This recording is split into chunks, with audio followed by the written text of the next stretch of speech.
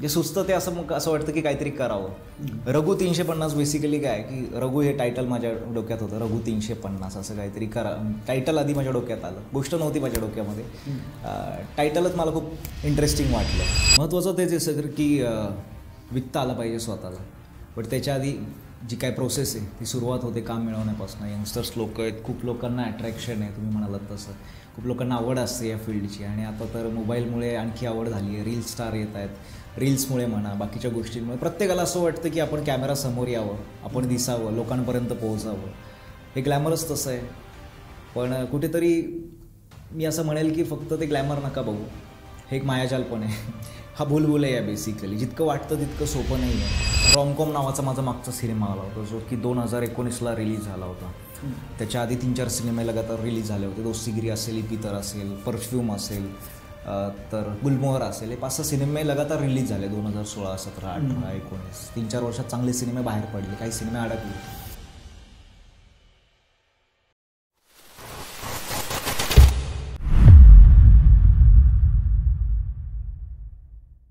नमस्कार मित्रांनो, विजेता कॉर्नर रिअल हिरो या महाराष्ट्रातल्या सर्वात फास्ट ग्रोईंग पॉडकास्टमध्ये तुमचं मनापासून स्वागत.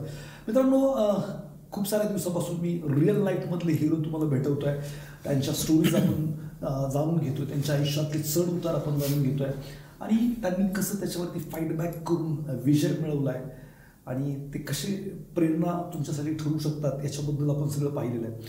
आज आपल्याकडं रिअल हिरो विजेता कॉर्नरमध्ये खरोखर रिअल हिरो आलेले आहेत, ज्यांनी खूप साऱ्या फिल्म्समध्ये ॲज अ लीड ॲक्टर काम केलेलं आहे. त्यांचा प्रवास आपण जाणून घेणार आहे, त्यांच्या आयुष्यातले चढ उतार आपण जाणून घेणार आहे आणि त्यांची रिसेंट आत्ता एक फिल्म येते आहे तिच्याबद्दल पण आपण जाणून घेणार आहोत. तर आपण स्वागत करूयात. आपल्याकडे विजय सर आलेले आहेत, विजय गीते सर. सो विजय गीते सर, तुम्ही आलात या पॉडकास्टबद्दल तुमच्या मनापासून धन्यवाद. तुमच्याबद्दल, तुमच्या स्टोरीबद्दल आम्हाला जाणून घ्यायचं आहे. नमस्कार, माझं नाव विजय गीते. सगळ्यात आधी धन्यवाद सर की तुम्ही मला इथे बोलवलं. बऱ्याच वर्षांपासून मी तुमच्याबद्दल ऐकत आलेलो आहे आणि तुमचं सक्सेस स्टोरी बऱ्याच लोकांना माहिती आहे. तुम्हाला भेटण्याची बऱ्याच वर्षांपासून इच्छा होती आणि आज ती पूर्ण होती आहे. थँक्स त्याच्याबद्दल की तुम्ही आज इथे मला बोलवलं गप्पा मारण्यासाठी. येस, तर बेसिकली मी ॲक्टिंग करतो आहे गेली 12-13 वर्ष झाली. म्हणजे मूळ माझा जन्म बेसिकली रसायनी मोहपाडा म्हणून एक गाव आहे तिथे झाला होता. माझे आई वडील, मी बीडचा आहे मूळचा, राहायला मुंबईला, नवी मुंबईला, पनवेलला राहतो मी. आणि शिक्षण माझं बेसिकली जिल्हा परिषदच्या शाळेत झालं 4थीपर्यंत. त्याच्यानंतर पनवेलला आम्ही शिफ्ट झालो. आद्य क्रांतीवीर वासुदेव बळवंत फडके म्हणून स्कूल आहे, त्या शाळेत, मराठी शाळेत मी शिकलेलो आहे. आणि 10वी नंतर मी सायन्सला ॲडमिशन घेतलं, मग इंजिनिअरिंगला आलो. ॲक्टिंगची आवड मला आधीपासून होतीच आणि शाळेत वगैरे नाटकात वगैरे मी कामं करायचो. म्हणजे घरातून बीज होती का तुम्हाला आवड निर्माण झाली, शाळेत वगैरे काही नाटक होती म्हणून? बेसिकली याची एक स्टोरी आहे सर, मी तुम्हाला सांगतो की माझे वडील ज्यांचा जन्म बीडला झाला. बीडला एक छोटंसं गाव आहे, बीडपासून एक 15-20 किलोमीटरवरती नारायणगड म्हणून आहे. त्या नारायणगडाच्या पायथ्याशी एक रुद्रापूर म्हणून गाव आहे, छोटंसं गाव आहे. डोंगरा आजूबाजूला सगळे डोंगर वस्ती आणि त्याच्या एक छोटंसं असं गाव असलेलं आहे तिकडे वस्ती. तर तिकडे त्यांचा जन्म झाला. तिथे त्यांचं शिक्षण झालं आजूबाजूला बीडला वगैरे.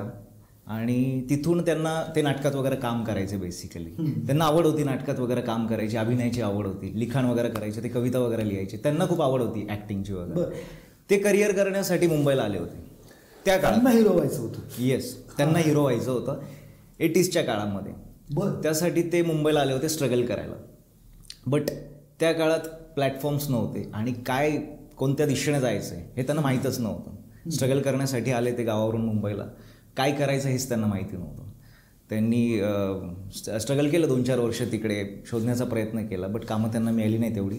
आणि मग ते दुसरीकडे जॉबला वगैरे लागले. त्याच्यामुळे त्यांना या फील्डमध्ये करिअर नाही करता आलं. सो मला असं वाटतं की माझ्या कुठेतरी ते रक्तातच होतं ती गोष्ट. आणि आईवडिलांनी प्रोत्साहन केलं असेल, करतोस तर? विषय असा झाला की मी शाळेत वगैरे करायचो नाटकात वगैरे काम, ते बघायला वगैरे यायचे, त्यांना वाटायचं काहीतरी करतो वगैरे. पण मी बेसिकली मिडल क्लास फॅमिली म्हटल्यानंतर कोणाला आईवडिलांना नाही वाटत की या फील्डमध्ये प्रोफेशन म्हणून बघावं आपण. सो प्रत्येक मिडल क्लास फॅमिलीचं तेच असतं की इंजिनियर, डॉक्टर, वकील काहीतरी असं काहीतरी करावं. सो शिक्षण म्हणजे एज्युकेशनमध्ये मी बरा होतो. चांगले मार्क्स वगैरे मिळायचे मला. 10वी झाल्यानंतर सायन्सला ॲडमिशन घेतलं. त्याच्यानंतर इंजिनिअरिंगला गेलो मी. बेसिकली इंजिनिअरिंगला गेल्यानंतर आवड तर होती आधीपासूनच. अभिनयासोबत मी क्रिकेट वगैरे पण खेळायचो. जसं आपल्या इंडियामध्ये 50% पोरांना तर वाटतं की क्रिकेटर व्हावं, तसं मला पण वाटायचं. मी क्लबमधनं वगैरे खेळायचो, चांगलं खेळायचो मी. बट तिकडे पण खूप स्ट्रगल आहे. जसं क्रिकेटमध्ये आणि हे ॲक्टिंगमध्ये 2 फील्ड आपल्या इंडियामध्ये एक तर हिरो व्हायचं किंवा क्रिकेटर व्हायचं. हे प्रत्येक ऑलमोस्ट 90% मुलांचं स्वप्न तेच असतं. बोलून नाही दाखवलं, बोलून इनसाईड चाललेलं असतं. इनसाईड चालूच असतं ती गोष्ट. बट इंजिनिअरिंगला गेल्यानंतर काय झालं की एकांकिका होतात. मी RIT म्हणून JDY पाटीलचं कॉलेज आहे, तिकडे इंजिनिअरिंगला होतो, कम्प्युटर इंजिनिअरिंगला. सो तिकडे थिएटर वगैरे ग्रुप असायचे. एकमेक कॉलेज कॉम्पिटिशन्स वगैरे होतात, यूथ फेस्टिवल होतात. तिथे कळलं की NSD काय असतं, यूथ फेस्टिवल काय असतात, युनिव्हर्सिटीचे कॉम्पिटिशन काय असतात, एकांकिका कॉम्पिटिशन्स वगैरे काय असतात. हे बेसिक मला तिथे गोष्ट कळली की ॲक्टिंगमध्ये जाण्यासाठी ही काहीतरी गोष्ट असते. आमच्या कॉलेजमध्ये कॉम्पिटिशन्स व्हायचे. कलाराग म्हणून तो जो ग्रुप होता आमचा, आणि तिकडे बाहेरचे कॉलेजेस वगैरे यायचे, त्यांच्यामध्ये कॉम्पिटिशन्स व्हायचे ॲक्टिंगचे, एकांकिकेचे. तर मला तिथे मी पहिल्यांदा एकांकिका वगैरे बघायला मिळाल्या मला. आणि एकांकिका वगैरे बघायला मिळाल्यानंतर मला कळलं की अरे हां, हे काहीतरी इथून काहीतरी मला प्लॅटफॉर्म मिळू शकतो. सो मी कॉलेजमध्ये वगैरे आधी ट्राय केलं. मग तिथे बॅकस्टेज वगैरे करायचो आधी कॉलेजमध्ये, कारण सगळ्या ज्युनियर्सला वगैरे तेच करावं लागतं. त्याच्याशिवाय कोणी सिनियर लोक डायरेक्टली चान्स तर देत नाही की बाबा तू नाटकाचा हिरो वगैरे, असं होतं नाही. सो त्याच्यासाठी आधी बॅकस्टेज करावं लागतं. ते जे सिनियर्स असतात त्यांचे सामान उचलायला लागतं आधी, प्रॉपर्टीज वगैरे असिस्ट करावं लागतं. सो त्या प्रोसेसमध्ये थोडंसं 1 वर्ष केलं मी. आणि मग बाहेरचे 1-2 ग्रुप्स होते जे पनवेलमध्ये मी राहतो. त्या पनवेलमध्ये काही थिएटर ग्रुप वगैरे होते, ते मी आधी जॉईन केले. तिकडून काही एकांकिका वगैरे केल्या. आणि एकांकिका केल्यानंतर मग मला कळलं की ऑडिशन्स वगैरे असतात सिनेमासाठी, आणि त्या ऑडिशन्समधनं आपल्याला काम मिळतं. काय प्रोफेशनल नाटक वगैरे काही केलं? मी कमर्शियल नाटक नाही केलं, बट मी प्रायोगिक काही नाटकं केली. देन मी एकांकिका केल्या बऱ्याच, देन दीर्घांक वगैरे केले. असे काही प्रायोगिक नाटकं वगैरे मी केली. कमर्शियल नाटक मला नाही करायला मिळालं. कारण काय झालं की जेव्हा मी एकांकिका वगैरे करत होतो, बेसिकली मला कामं खूप, मला असं वाटतं की त्या बाबतीत मी थोडासा लकी ठरलो की जशी एकांकिका वगैरे करत होतो तेव्हाच काही ऑडिशन्स वगैरे मी देत होतो. आणि त्या ऑडिशन्समधूनच मला माझा पहिला सिनेमा मिळाला, स्ट्रगलर्स नावाचा सिनेमा मिळाला. शॉर्ट फिल्म्स केल्या होत्या मी, त्याआधी कॅमेरा फेस केला होता. बट मला पहिली संधी, मोठी संधी ऑडिशनमधनंच मिळाली. स्ट्रगलर्स आम्ही उद्याचे हिरो म्हणून एक चित्रपट येत होता, आणि त्याचं मी ऑडिशन दिलं होतं. त्यात मला एक चांगलं कॅरेक्टर मिळालं. म्हणजे वन ऑफ द लीडच होतो मी त्या सिनेमामध्ये. चिन्मय मांडलेकर होते, चांगले आर्टिस्ट होते, प्रिया बेर्डे होते, संजय मोने होते, उदय सबनीस होते. हे सगळे सिनियर आर्टिस्ट होते तिकडे, आणि त्यांच्यामध्ये मला एक चांगला वन ऑफ द लीड हा रोल मला मिळाला. सो त्या बाबतीत मी स्वतःला थोडंसं लकी मानतो की मला काम लवकर मिळालं. पण खरं स्ट्रगल ॲक्च्युली मला असं वाटतं की कामानंतर चालू झालं. त्या कामानंतर चालू झालं, कारण की एक्सपेक्टेशन वाढले की बाबा ही फिल्म मला मोठी फिल्म मिळायला पाहिजे किंवा असं. नाही, ती पण मोठीच फिल्म होती सर. त्याच्यानंतर ते कसं असतं की पहिलं इतकं मोठं काम मिळालं तेव्हा आपल्याला असं वाटतं की अरे एक सिनेमा म्हणजे आता बस आपलं लाईफ बनलं, आपण पडद्यावर आलो म्हणजे संपलं स्ट्रगल. तेव्हा काय माहीत नसतं सगळ्या गोष्टी की काय ॲक्च्युअल स्ट्रगल काय असतं, किंवा एक काम मिळाल्यानंतर दुसरं काम कसं मिळवायचं होतं. हे जे स्ट्रगल असतं ना, हे सगळ्यात मोठं स्ट्रगल आहे इंडस्ट्रीमध्ये. तेव्हा मला त्यातनं मी शिकलो. स्ट्रगलर्स सिनेमा झाला 2012ला वगैरे, तो रिलीज पण झाला सिनेमा चांगल्या थिएटर्सला वगैरे, संपूर्ण महाराष्ट्रात रिलीज झाला सिनेमा. बट सिनेमा काय तितकासा फारसा चालला नाही तो सिनेमा. आता सिनेमा चालला नाही, त्याच्यानंतर काय करायचं असतं, काय स्ट्रगल असतं, हे थोडंसं माहीतच नव्हतं बेसिकली. त्या सिनेमा करताना एवढे मोठे कलाकार होते, मग काही इन्फिरियर कॉम्प्लेक्स किंवा हे एवढे दिग्गज आहेत आणि हो ऑब्व्हियसली सर, नर्वस तर होतो. पहिला सिनेमा, शॉर्ट फिल्म्स वगैरे म्हटल्यानंतर ते मित्रांमध्ये आम्ही केले होते काही प्रोजेक्ट्स, ओळखीचे लोक होते, काही प्रोफेशनल आर्टिस्ट. हां, कम्फर्ट झोन असतो तिकडे, आणि एक छोट्या स्केलला आपण करत असतो तर इतकं काही वाटत नाही. काही प्रोफेशनल आर्टिस्ट पण होते शॉर्ट फिल्म्समध्ये, बट तो जो ऑरा असतो शॉर्ट फिल्मचा त्याच्यामध्ये आपण लवकर ॲडजस्ट होणार, इतकं काही वाटत नाही, कारण थोडंफार थिएटर वगैरे केलं होतं, थोडासा कॉन्फिडन्स होता. पण जेव्हा एक मोठा सिनेमा, मोठे आर्टिस्ट, सगळं मोठा कॅनव्हास, इतकं सगळं, तर मग थोडंसं नर्वसनेस असतेच. आणि पहिल्यांदा आपण इतका मोठा कॅमेरा फेस करतो आहे सगळ्या गोष्टी, तर ते तर असतंच, ते धाकधूक असतेच सर. बट मजा आली त्या सिनेमातनं, बरंच काही शिकायला मिळालं मला. स्ट्रगलर्स नंतर जीवनाची खरी स्ट्रगल झाली. हां, सिनेमाचं नाव पण स्ट्रगलर्स होतं. सो तिथूनच स्ट्रगल चालू झालं असं मी म्हणेन. खरं स्ट्रगल चालू झालं. स्ट्रगलर सिनेमा आला, रिलीज झाला, त्याच्यानंतर मग पुन्हा तीच प्रोसेस, पुन्हा सुरुवात तिथून शून्यापासूनच करावी लागते. कुठलंही काम मिळवताना म्हणजे या इंडस्ट्रीमध्ये असं आहे की जोपर्यंत म्हणजे शेवटपर्यंत स्ट्रगलच आहे तुम्हाला. स्ट्रगल म्हणताच येईल, कारण की किती तुम्ही काही अचीव केलं ते टिकवण्यासाठी पण एक स्ट्रगल आहे. बरोबर. हां, तर स्ट्रगल कोणालाच चुकलेलं नाही आहे कुठल्याही फील्डमध्ये. सो ह्या फील्डमध्ये तसंच आहे, स्ट्रगलर झाला. पुन्हा तिथूनच सुरुवात, ऑडिशन्स वगैरे देणं चालू झालं. सेकंड मला सिनेमा मिळाला, गुलमोहर नावाचा एक सिनेमा मिळाला. त्यातही एक चांगलं कॅरेक्टर मिळालं. लीड नव्हतं मी त्या फिल्ममध्ये, बट एक भूषण प्रधानच्या भावाचं चांगलं एक पण होतं, म्हणजे चांगलं कॅरेक्टर होतं, इम्पॉर्टंट कॅरेक्टर होतं. तो सिनेमा केला मी. त्यानंतर 2 वर्ष मी घरीच होतो सर. 1.5-2 वर्ष घरीच होतो. हे घरी बसल्यानंतर असं विचारणार की सिनेमा सोडून काहीतरी दुसरं? हो, डेफिनेटली सर. कसं आहे, मिडल क्लास म्हटल्यानंतर, मिडल क्लास फॅमिली म्हटल्यानंतर एक्सपेक्टेशन त्यांचे तेच असतात की कुठेतरी आपण जॉब करावा, एक फिक्स इन्कम असावं काहीतरी. बट ह्या फील्डमध्ये तर तसं नाही आहे सर. फिक्स इन्कम अजिबात नाही आहे. जेव्हा तुम्हाला काम असतं तेव्हा तुम्हाला इन्कम असतं. तुम्ही घरी बसलात तर तुम्हाला काहीच इन्कम नसतं. हे फॅक्ट आहे. सो 1-2 सिनेमे केले. त्यानंतर घरच्यांचं असं झालं की अरे बस आता काही होत नाही, 6 महिने झाले, तुझं काही चालू नाही, काय नाही. सो पुन्हा तू बघ, ते इंजिनिअरिंग वगैरे केलं होतं मी. सो बघ परत जॉब वगैरे ॲप्लाय करून बघ. आणि त्या दरम्यान काय मला थोडंसं MPSC UPSCची पण आवड होतीच. ते पण मी प्रिपरेशन करत होतो. एक 5-6 महिने प्रिपरेशन केलं. बट या फील्डमध्ये आल्यानंतर मग ते मागे राहून गेलं सगळ्या गोष्टी. बट मग घरच्यांचं असंच होतं की काहीतरी कर, दुसरं काहीतरी कर, एक काहीतरी फिक्स इन्कम पाहिजे.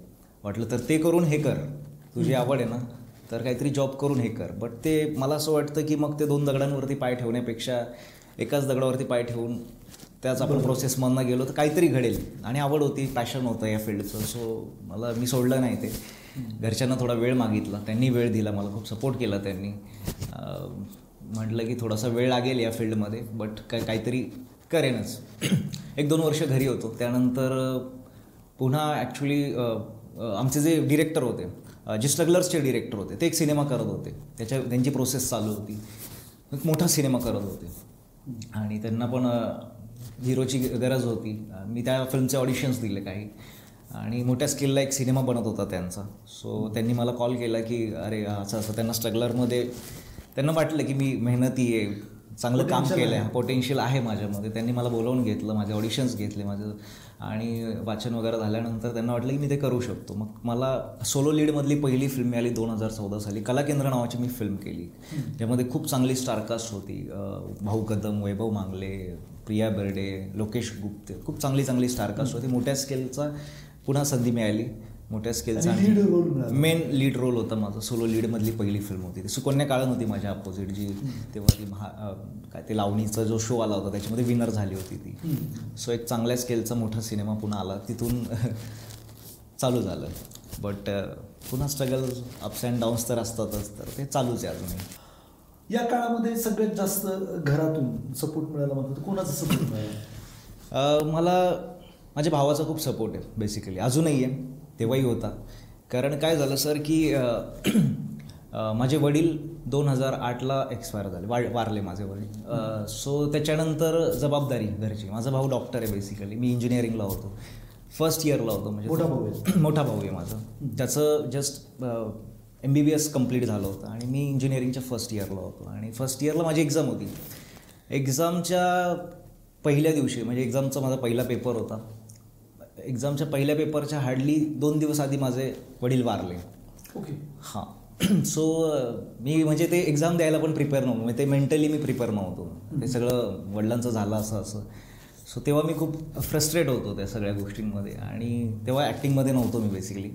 बट सगळी घरच्या जबाबदाऱ्या, बाकी गोष्टी, ते सगळं भावाने सांभाळून घेतलं. जे वडिलांचं जे कर्तव्य होतं ते त्याने पार पाडलं. त्याने खूप सांभाळून घेतलं आम्हाला सगळ्यांना. माझी बहीण पण आहे, आम्हाला बहीण, आई, मी, आमचा जो परिवार होता बाकी, त्याने खूप सांभाळून घेतलं सगळ्यांना. त्याचं जस्ट MBBS तेव्हा कंप्लीट झालं होतं, त्याला MD करायचं होतं, पुढे शिकायचं होतं. बट बाबांचं असं झाल्या मग त्याला ते पॉसिबल नव्हतं करणं, घर पण सांभाळणं होतं. सो त्याने जॉब केला त्यावेळेस. जॉब करून मग सगळं सांभाळून घेतलं, आणि त्याचा खूप सपोर्ट आहे मला तेव्हापासून आत्तापर्यंत. खूप सपोर्ट आहे.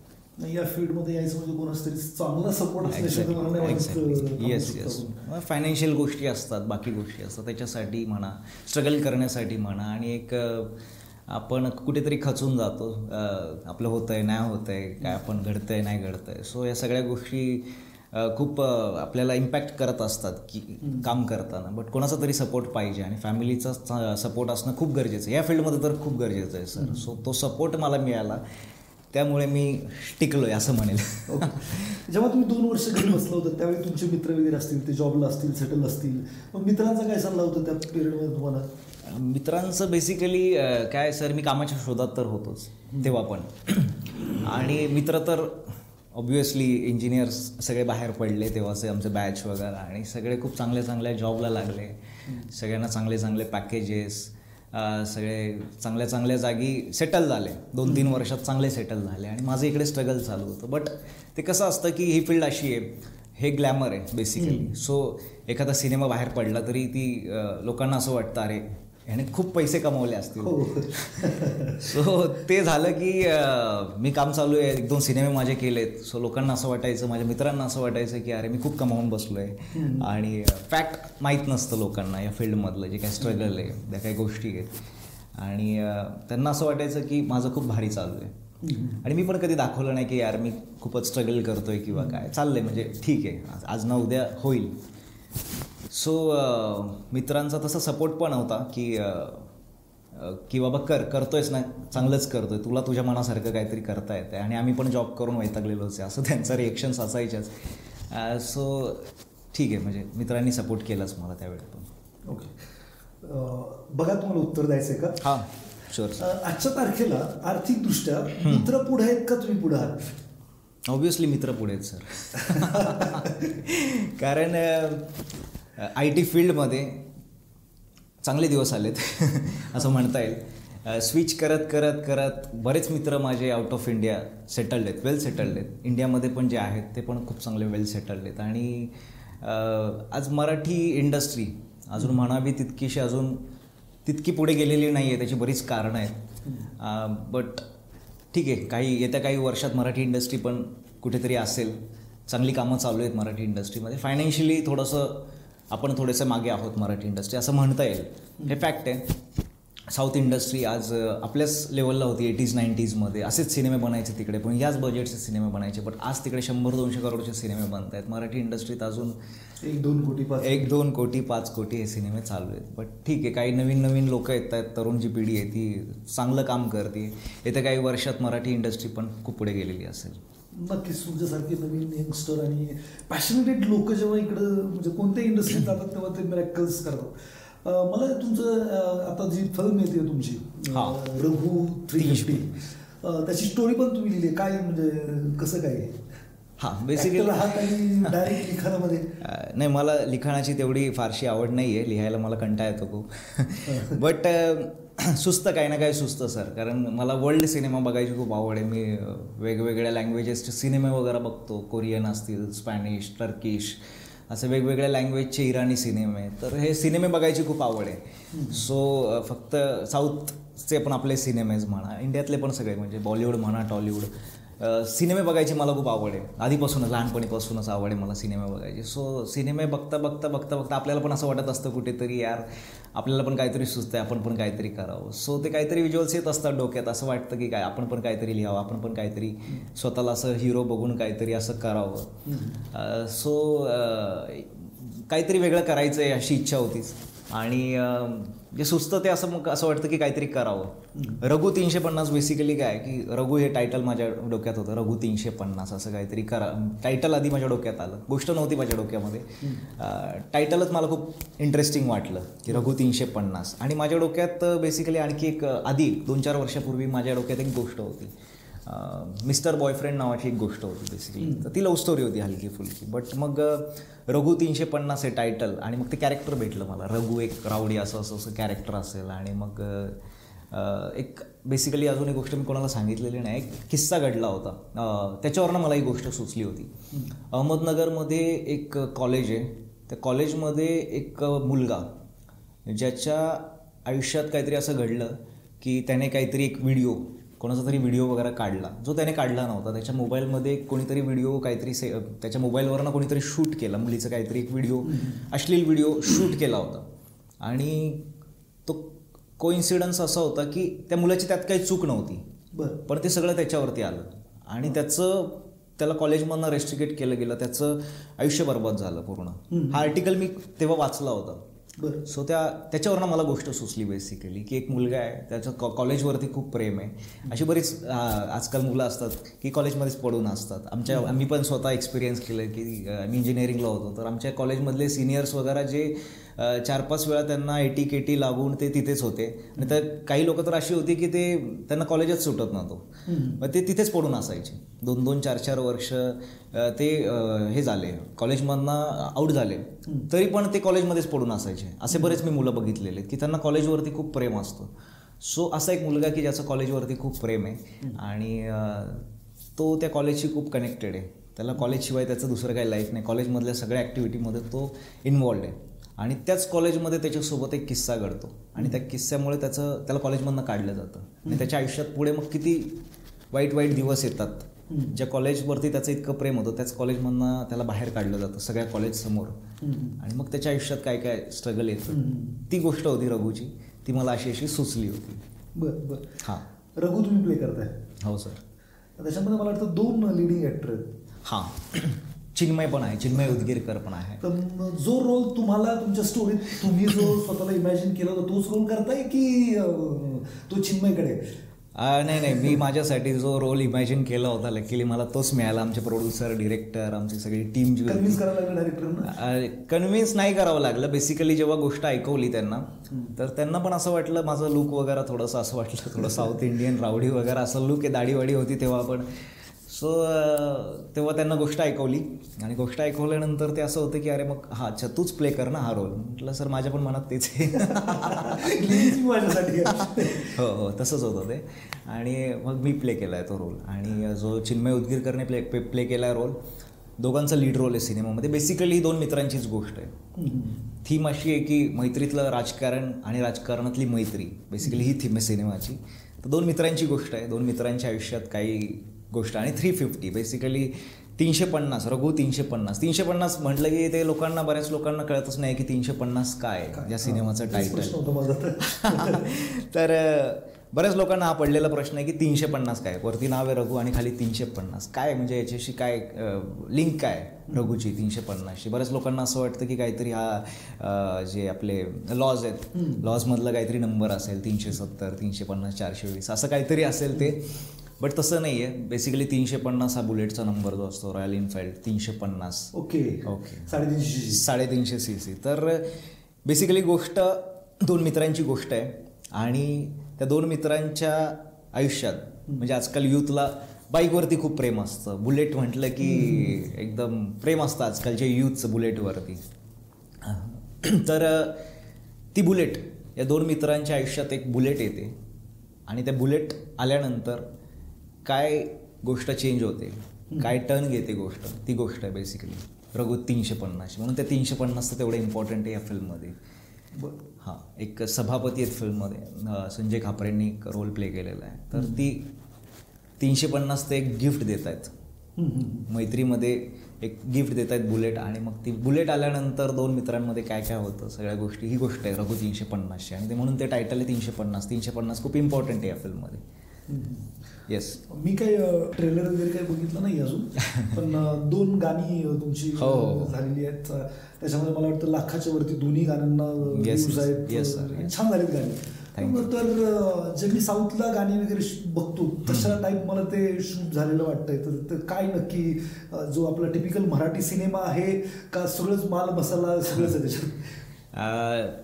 टिपिकल मराठी मातीतलीच गोष्ट आहे. ओके. टेक्निकली ती खूप चांगली बनली आहे. आमचे DOP असतील करण तांगरे सर, त्यांनी ती खूपच चांगली, त्या फ्रेम्स त्यांच्या इतक्या भारी आहेत, इतकं भारी ते शूट केलं गेलेलं आहे. त्यामुळे ते शूट, आणि आजकाल चांगलं शूट झालं, काही झालं, थोडंसं पॅटर्न तसं वाटतोय लोकांना, पण तसं काही नाही आहे. साऊथची काही असं काय रिसेम्बलन्स नाही आहे फिल्मचा. पूर्ण ही मराठी मातीतली, मराठी लोकांची, मराठी मुलांची गोष्ट आहे. ती शूट खूप चांगल्या पद्धतीने झालेली आहे, त्याचे फ्रेमिंग्स खूप चांगले झालेले आहेत आणि ते चांगलं दिसतंय. त्याच्यामुळे लोकांना साऊथचं खूप आवडतं, तर लोक त्याला कनेक्ट करतायत किंवा कम्पॅरिझन करतायत की अरे काहीतरी साऊथसारखं आहे का. तर तसं काही नाही आहे. मुळात मराठीत पण चांगले लॉजिकल एक्सपेरिमेंट झाले पाहिजे. तर हा एक्सपेरिमेंट केलेला आम्ही असं म्हणूया की मराठीत काहीतरी थोडंसं वेगळं करण्याचा प्रयत्न केलेला आहे. ओके.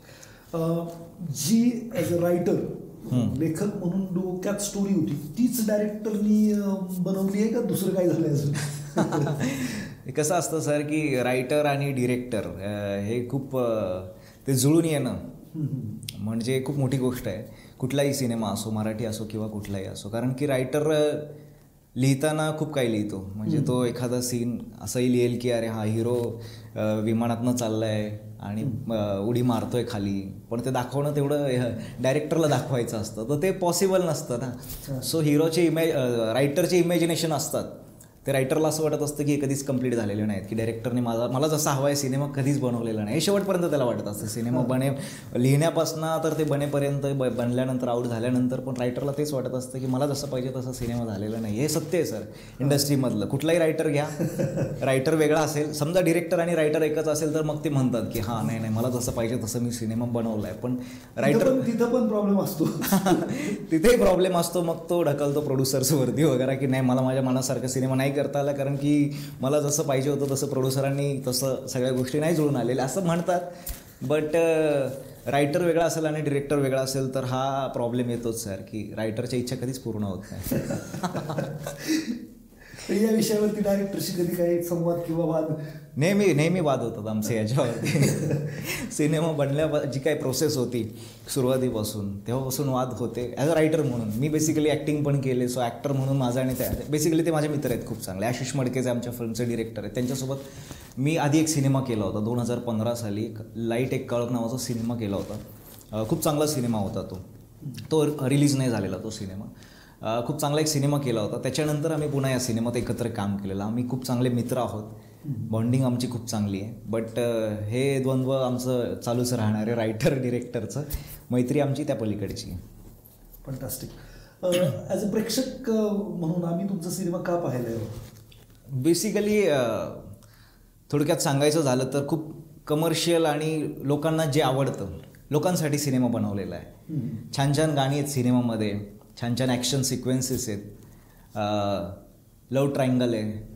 बेसिकली होल म्हणजे पूर्ण एक कमर्शियल सिनेमा बनवलेला आहे. लोकांनी 2 तास जावं, एन्जॉय करावा सिनेमा, त्यांचे पैसे वसूल होतील असं मी म्हणेल. फार काही त्यातनं काही मेसेज किंवा वेगळं काही देण्याचं असं काही नाही, तत्त्वज्ञान अजिबात दिलेलं नाही आहे. साधा सिम्पल सिनेमा आहे, तुम्हाला एंटरटेन करेल. 2 तास तुम्ही बसल्यानंतर तुम्हाला असं वाटेल की अरे हां आपण एन्जॉय करतोय हा सिनेमा, त्यासाठी हा सिनेमा बनवलेला आहे. सो तुम्हाला नक्कीच हा सिनेमा आवडेल. चला, सिनेमाबद्दल झालेलंच आहे बऱ्यापैकी. एवढे सगळे फिल्म्स तुम्ही बनवलेत, आता स्टोरी पण लिहिली आहे, तर काय भविष्यात डायरेक्शनचा वगैरे काय विचार? नाही अजिबात नाही सर.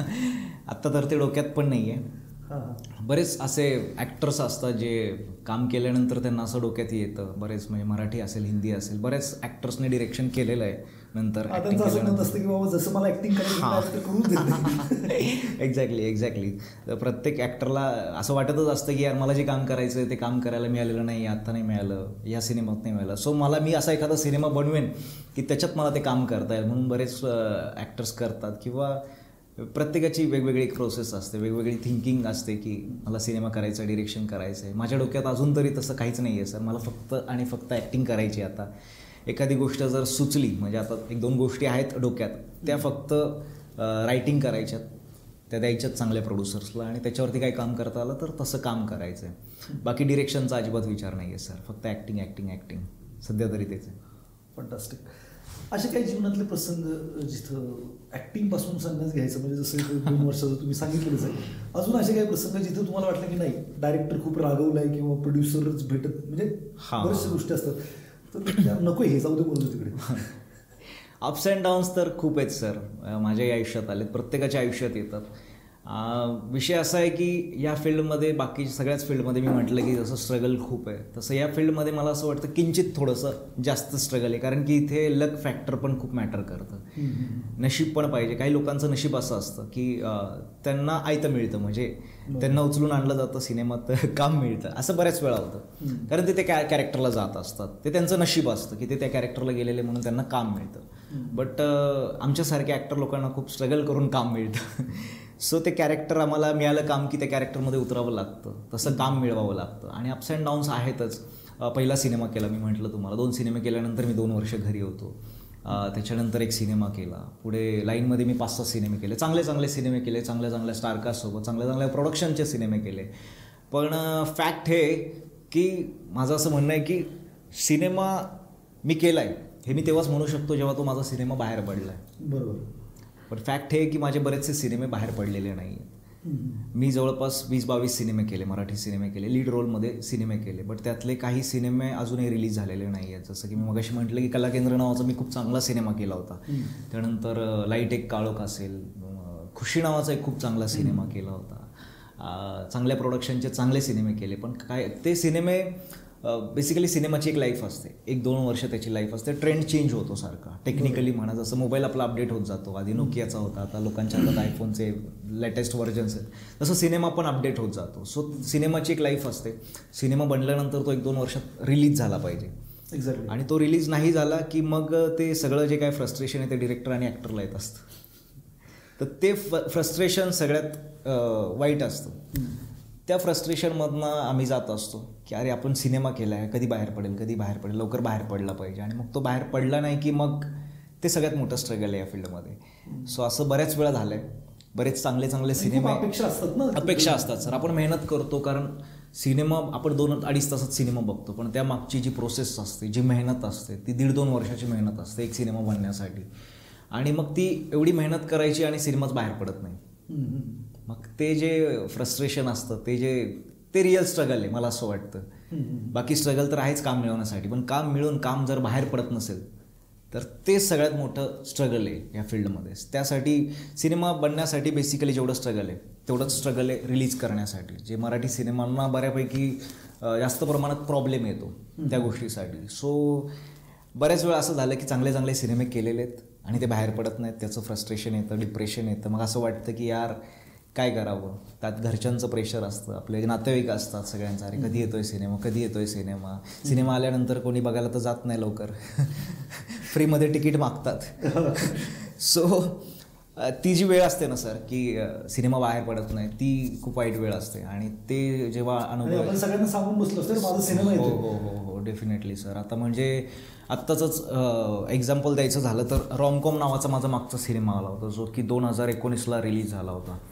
त्याच्या आधी 3-4 सिनेमे लगातार रिलीज झाले होते. दोस्तीगिरी असेल, इपितर असेल, परफ्यूम असेल, तर गुलमोहर असेल, हे 5-6 सिनेमे लगातार रिलीज झाले 2016, 17, 18, 19. 3-4 वर्षात चांगले सिनेमे बाहेर पडले, काही सिनेमे अडकले. पण हे लॉकडाऊन लागलं. लॉकडाऊन लागल्यानंतर जवळपास 2 वर्ष तर थिएटर्स बंद होते, कोणाचेच सिनेमे बाहेर पडत नव्हते. सिनेमे केले होते जे लॉकडाऊनच्या आधीचे, आणि लॉकडाऊननंतर पण चांगले सिनेमे केले. आताचा जो रघु 350 असेल, एकलव्य नावाचा एक खूप चांगला सिनेमा केला, विसर्जन नावाचा एक सिनेमा केला, पिक्चर बॉय, असे 5-6 चांगले सिनेमे केले. बट ते मग सिनेमे मार्केटच चेंज झालं लॉकडाऊननंतर. सगळ्यांचेच इंडस्ट्रियल सगळ्यांचेच प्रॉब्लेम झाले तेवढे, तसं या इंडस्ट्रीचं पण जास्त नुकसान झालं त्या गोष्टीमुळे. आणि लॉकडाऊननंतर मग सिनेमे रिलीज होणं हे खूप मोठं चॅलेंज बनलेलं आहे. तर ते सिनेमे 2021ला तर 21ला एंडिंगला काहीतरी थिएटर्स चालू झाले. 2022ला आमचा रघु 350 आम्ही सिनेमा केला होता. तो पण 1-1.5-2 वर्ष गेले याच गोष्टींमुळे की लोकांचे फायनान्शियल क्रायसिस आले लॉकडाऊननंतर, बरेच प्रॉब्लेम्स आले. सो आता हे 4-5 वर्षानंतर जवळपास माझा 4-4.5 वर्षानंतर माझा सिनेमा येतो आहे. ओके. सो हे जे 4-4.5 वर्षांचं जे स्ट्रगल आहे ते खरं स्ट्रगल आहे. तर त्यात बरेच वाईट अनुभव येतात. बरं, सिनेमा मिळत नाही म्हणून सिरियल करायचा कधी विचार केला? सर बेसिकली खरं सांगायचं झालं तर मला मनापासून सिरियलमध्ये काम करण्याची तशी खूप इच्छा नाही आहे. हां, काही जर खूपच चांगलं काहीतरी चालून आलं तर मला नक्कीच करायला आवडेल. पण मला सिरियल मी स्वतः बघतच नाही सर. सिरियल खूप कमी सिरियल्स बघतो मी. आणि मग ते कुठेतरी आपल्याला एक असतं फिल्मच करायची. फिल्मकडे माझं जास्त प्रायोरिटी जास्त आहे. सो बस सिरियलचा अजून तेवढा विचार केलेला नाही. बट काही चालून आलं चांगलं काहीतरी प्रोजेक्ट तर नक्कीच बघूया. आणि काय होतं, सिरियल जर केली ना सर तर ते रोजचं शूट आहे, ते थोडंसं जॉबसारखं असं मला वाटतं की थोडंसं बिझी होऊन जातो आपण. असं नाही, तो पण एक चांगला प्लॅटफॉर्म आहे. आज सिरियलमुळे बरेच आर्टिस्ट, बरेच लोक घराघरात पोहोचत आहेत, त्याच्यामुळे त्यांचं चांगलं चालू आहे. आणि मराठी प्रेक्षक बघतात, सिरियल्स चांगल्या बघतात, त्याच्यामुळे सिरियल तर इच्छा आहे करायची, कुठेतरी इच्छा आहे, बट काहीतरी चांगलं जुळून आलं तर नक्कीच करायला आवडेल. सिरियल केल्यावर असं नाही होत का की ते जे कॅरेक्टर आहे एवढं लोकांच्या डोक्यात बसतं की दुसऱ्या कॅरेक्टरमध्ये लोक त्याला एक्सेप्टच करत नाहीत, ॲक्टरला ॲक्ट्रेसला? असं म्हणतात सर, मला माहीत नाही, बट असं म्हणतात. कारण की काय आहे की एखादं कॅरेक्टर सिरियल जेव्हा करतो 1, 2, 3 वर्ष ती सिरियल चालते, लोक त्याला त्याच कॅरेक्टरमध्ये बघत असतात. म्हणजे फॅक्ट आहे की सिरियलचे जे आर्टिस्ट आहेत त्यांचे रिअल नेम्स कोणालाच माहीत नसतात. ते फक्त कॅरेक्टरचीच नावं माहिती असतात. सो हे सो कॅरेक्टर हे केलेलं आहे. तर काल मी संभाजीनगरला होतो आणि तिकडनं येताना आम्ही हॉटेलमध्ये जेवायला बसलो. तर ते त्यांनी म्हणजे आमची ओळख झाली आणि मग ते सांगत होते सिनेमाच्या अशाच गोष्टी चालू होत्या सिरियल. तर ते जे होते तिथले, तर ते म्हटले की अरे तो देवमाणूसवाला इथे नेहमी येतो, देवमाणूस नेहमी येतो इथे. सो देवमाणूस म्हणजे त्याची ओळख बनलेली असं. सो सिरियल बनणं एक ती वेगळीच ओळख होते आणि लोकांना माहीत नसतं ॲक्टरचं नाव वगैरे, बट ते कॅरेक्टर लोकांना पाठ होऊन जातं की हेच कॅरेक्टर आहे. आणि मग ते त्या ॲक्टरला दुसऱ्या कॅरेक्टरमध्ये लवकर ॲक्सेप्ट करणं हे लोकांना थोडंसं जड जातं. त्यामुळे तो प्रॉब्लेम होतो असं मला वाटतं की 1, 2, 3 वर्ष तुम्ही एखाद्या ॲक्टरला त्याच कॅरेक्टरमध्ये बघता सो आणि त्याची ओळख तशीच होते. सो त्याला वेगळ्या कॅरेक्टरमध्ये ॲक्सेप्ट करणं हा थोडासा प्रॉब्लेम होऊन जातो असं मला वाटतं. आणि सिनेमाचं वेगळं आहे सर, प्रत्येक सिनेमात तुम्ही वेगवेगळ्या शेड्समध्ये असता, वेगवेगळ्या कॅरेक्टरमध्ये असता, लुक वेगवेगळे असतात, त्याच्यामुळे मग ते ॲक्सेप्ट होतं सिनेमाचं. पण सिरियलचं मला असं वाटतं तो प्रॉब्लेम येतो. डॉक्टर अमोल कोल्हे असते त्याच्यातच बघायला आवडतं प्रेक्षकांना, दुसरा कुठलाही रोल दिला तर ते एक्सेप्टच होत नाही. हां, एक्सेप्ट आता कुठेतरी थोडंसं बदलायला लागलं आहे. म्हणजे करतायत, बऱ्यापैकी प्रयत्न करतायत सगळेच ॲक्टर्स लोक, मेहनत पण तेवढी घेतात. असं नाही की मेहनत नाही घेत, जितकी सिरियलला मेहनत घेतात तितकी सिनेमांना पण मेहनत घ्यावीच लागते प्रत्येक ॲक्टरला. बट ती एक पब्लिकच्या डोक्यातनं ते काढणं की मला या रोलमध्ये बघितलेलं आहे आणि आता मला वेगळं कॅरेक्टर प्ले करायचं. सो तर तेवढी ते स्ट्रॉंगली ते प्ले केलं पाहिजे, तसं डिरेक्टरने त्यांना प्रेझेंट केलं पाहिजे आणि मग ते एक्सेप्ट होतं. असं बऱ्याच ॲक्टर्स लोकांसोबत झालेलं आहे. इव्हन शाहरुख खानने सिरियलपासून सुरुवात केली होती. फौजी असेल, सर्कस असेल, त्याच्या आधी त्याने 1-2 सिरियल्स केल्या होत्या. बट त्यानंतर तो सिनेमात आलेला आहे. बरेच असे ॲक्टर्स आहेत जे सिरियल्स करून सिनेमात आलेले आहेत. श्रेयस तळपदे असेल आज, तो असेल, किंवा मोठमोठे बरेच ॲक्टर्स आहेत ज्यांनी स्वतःला प्रूव्ह केलं आहे की आम्ही फक्त सिरियलचेच नाही, आम्ही फिल्मचे सुद्धा ॲक्टर्स आहोत. सो ते आपल्यावरती आहे सर, कसं आपण स्वतःला प्रेझेंट करतो आहे, कसे सिनेमे निवडतो आहे ते इम्पॉर्टंट आहे, कशा गोष्टी निवडतो आहे, स्वतःला कसं प्रेझेंट करतो आहे ते महत्त्वाचं आहे. असा एखादा प्रोजेक्ट नाकारला नंतर पश्चाताप झाला आहे? तसं झालं आहे सर, म्हणजे 1-2 वेळा. पण काय होतं की नाकारला आहे म्हणून नाही, पण कधी कधी काय होतं की वेळ तशी असते की मी एखादा सिनेमा करतो आहे, एखादा प्रोजेक्ट घेतला आहे, कमिटमेंट आहे, आणि मग ती कमिटमेंट केल्यानंतर दुसरं काहीतरी येतं आपल्या वाट्याला, पण ते आपण घेऊ शकत नाही. इच्छा खूप आहे पण घेऊ शकत नाही. सो असे इन्सिडंट्स बऱ्याच वेळा झालेले आहेत की काहीतरी करतो आहे आणि काहीतरी येतं आहे चांगलं पण घेता येत नाही. असं 2-3 वेळा झालं. आणि काय झालं की सिनेमे घेतले होते, करतो आहे सिनेमे, 1-2 सिरियलचं पण असे काही प्रोजेक्ट्स आले होते की मी सिनेमे करतो आहे आणि सिरियल्सच्या चांगल्या ऑफर आल्या होत्या, पण ते नाही करता आलं तेव्हा. बट माझी प्रायोरिटी सिनेमांना होती, माझी कमिटमेंट इकडे होती, तर मी ठीक आहे, एवढं काय मला वाटत नाही, जे मिळतं आहे, जे चाललं आहे ते चाललं आहे. असं आहे. असं शूटिंगमध्ये इरिटेटिंग एखाद्या वेळेला झालं, समोरचा आर्टिस्ट सपोर्टच करत नाही आहे किंवा खूप सारे टेक्स झालेत, असं होतात सर. हे तर किस्से खूप कॉमन आहेत. पण ती आता प्रत्येकाचं एक ट्युनिंग असतं बेसिकली, ॲक्टर्स म्हणा किंवा टेक्निशियन्स म्हणा सगळे. आणि बेसिकली माझा तसा स्वभाव नाही आहे, मला असं वाटतं. मी खूप कूल आहे, मी खूप चिल्ड आहे. सो असं इरिटेट तर मला होत नाही, कारण ते माझी आवड आहे बेसिकली. मला ॲक्टिंग करायला आवडते, कॅमेरासमोर मला परफॉर्म करायला आवडतं, ती माझं पॅशन आहे ते. सो तिथे काही झालं तर मी इरिटेट तर नाही होत, मला ते आवडतं. म्हणजे त्या प्रोसेसमध्ये ती प्रोसेसच मला आवडते सिनेमाची. सो किस्से तर घडतात असे. आणि बट ठीक आहे, कधी कधी काय होतं की एखादा किस्से तर भरपूर आहे सर, पण ते सांगणं चुकीचं आहे, कारण की जे आर्टिस्ट घडलं आहे सर. आता म्हणजे असे किस्से तर भरपूर घडलेले आहेत. आता रिसेंटली मी एक वेब सिरीज केली होती, एक मराठी हिंदी दोन्ही लँग्वेजमध्ये एक वेब सिरीज झालेली, ब्लूमिंग लव्ह नावाची एक वेब सिरीज झालेली आहे. त्यात असे काही किस्से घडले होते. बऱ्याच वेळा काय होतं सर की कधी मराठीमध्ये आपला थोडासा कधी हा इश्यू येतो की थोडा बजेटचा इश्यू होतो, म्हणून चांगले कलाकार घेण्यापेक्षा नवीन चला आपल्या ओळखीच्या हौशी कलाकारांना मग चान्स दिला जातो. मग ते हौशी कलाकार मग ते आल्यानंतर मग असं होतं कधी की रिटेक्स होतात बरेच, आणि मग ते आपल्याला थोडंसं वाटतं कधी की अरे ठीक आहे पण ॲडजस्ट करून घ्यावं लागतं, कारण की ऑप्शन पण नसतो. आणि आपण ठीक आहे, आपण त्या फेजमधनं गेलेलो आहे, आपण पण कधी नर्वस होतो. हे नवीन लोक आहेत, सो त्यांच्यासोबत तसं होणं स्वाभाविक आहे, पण आपल्याला सांभाळून घ्यावं लागतं. ठीक आहे, आणि किती वाटलं, किती इरिटेट झालं तरी ते दाखवायचं नाही आहे, तीच तर ॲक्टिंग आहे. सो तो विषय असतो सर की ठीक आहे, किस्से बरेच आहेत. म्हणजे कॅमेऱ्यासमोर पण ॲक्टिंग करायला लागते, राग आला तरी कॅमेऱ्याच्या मागे ॲक्टिंग करायला. एक्झॅक्टली.